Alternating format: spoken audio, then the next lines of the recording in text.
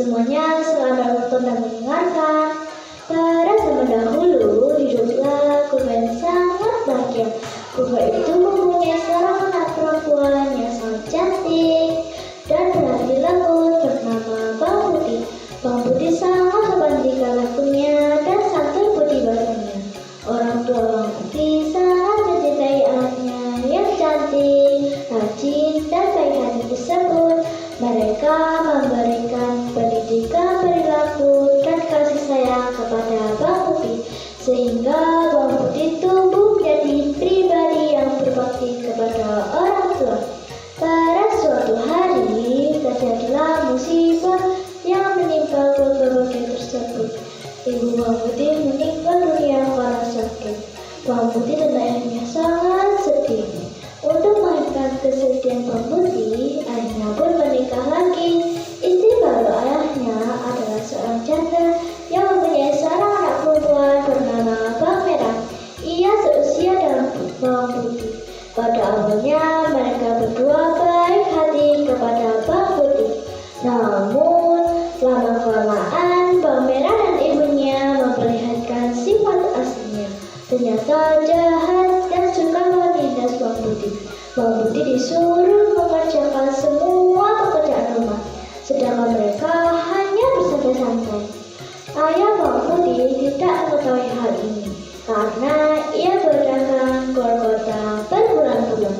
Jika ayahnya pulang, Bang Putih tidak berani mengadukan perbuatan ibu dan saudara tirinya. Nasib Bang Putih benar-benar sangat malang. Setelah ibunya meninggal, kini ayahnya pun meninggal karena sakit.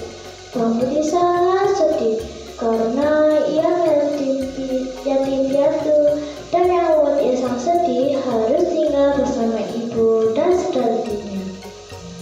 Suatu hari, ibu tirinya menyuruh Bang Putih untuk mencuci baju di sungai. Bang Putih, cucilah baju-baju kotor ini dan hati-hatilah jangan sampai baju kesayanganku rusak atau hanyut terbawa arus sungai, perintah ibu tirinya. Baik Bu, jawab Bang Putih. Bang Putih pergi menuju ke sungai. Ketika sedang mencuci, tanpa sadar salah satu baju ibunya hanyut terbawa arus sungai. Bang Putih sangat panik dan takut karena baju yang hanyut adalah baju kesayangan ibu tirinya. Bang Putih akhirnya kembali ke rumah dan melaporkan kepada ibu tirinya. Ibu tirinya sangat marah. Dasar bodoh, baju kesayanganku itu harganya sangat mahal. Apakah kau mampu untuk menggantinya? Cepat carikan, jangan pulang sebelum kau temukan bajuku. Bang Putih sangat sedih dan ia sambil berjalan menyusuri aliran sungai. Ia lalu bertemu dengan seorang pemburu yang sedang minum di pinggir sungai. Bang Putih bertanya kepada pemburu itu, "Permisi, apakah paman melihat sehelai baju yang hanyut?" tanya Bang Putih. "Ya, aku melihatnya baju itu hanyut ke arah sana," ujar si pemburu. Bang Putih pergi ke arah yang ditunjuk si pemburu. Namun baju ibunya belum juga ketemu. Hari sudah mulai gelap. Bang Putih hampir menyerah. Dari kejauhan ia melihat sebuah rumah. Bang Putih pergi ke arah rumah itu dan mengetuk pintu. Tok tok tok. Terbukalah dan keluar nenek penghuni rumah. "Ada apa, gadis cantik?" tanya nenek itu. "Aku sedang mencari sehelai baju ibumu yang hanyut. Apakah nenek melihatnya?" tanya Bang Putih.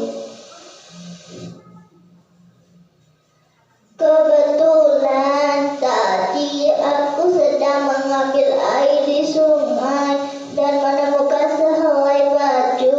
Mungkin saja itu milik ibumu," kata nenek itu.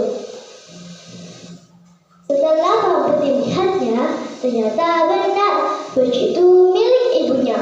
Bang Putih sangat berterima kasih kepada nenek itu. Hari sudah gelap. Nenek itu menyuruh Bang Putih untuk tinggal selama 5 hari. Selama tinggal di rumah nenek itu, Bang Putih sangat rajin. Nenek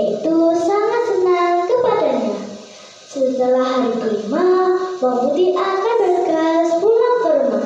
Sebelum pulang, nenek itu memberikan hadiah kepada Bang Putih.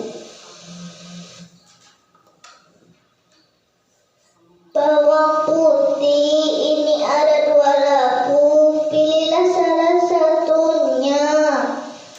Bawang putih memilih labu yang kecil karena ia takut tidak kuat membawa labu yang besar. Setelah berterima kasih kepada nenek itu, bawang putih bergegas pulang ke rumah.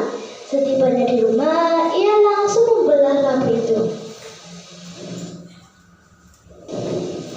Ia langsung terkejut karena di dalamnya terdapat intan permata dan benih yang sangat banyak. Bawang putih menceritakan kepada ibu tirinya dan sekaligus berteman dengan nenek itu.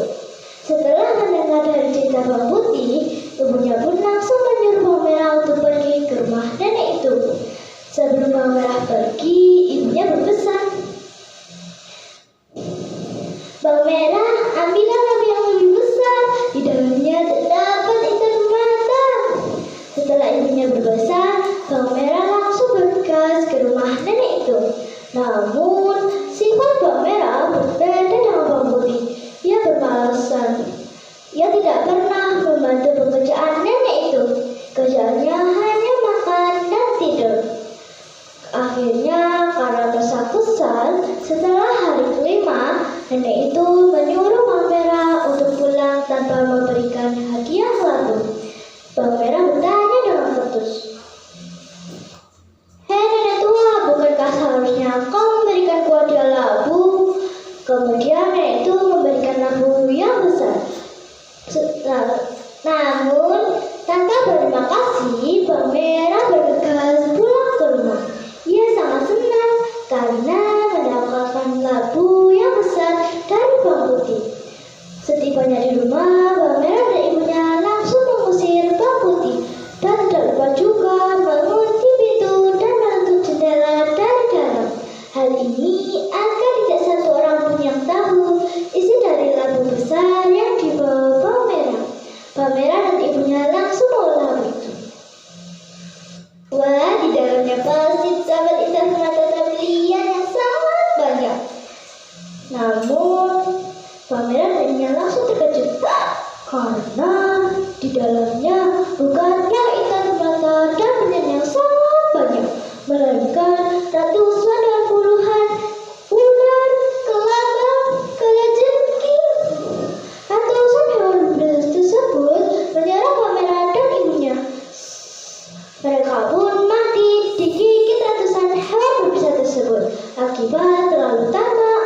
Setelah kematian bawang merah dan ibunya, bawang putih sangat sedih karena ia harus hidup sebatang kara. Walaupun demikian, karena bawang putih anak yang rajin dan baik, ia disayangi oleh masyarakat sekitarnya. Ia pun dapat hidup berbahagia.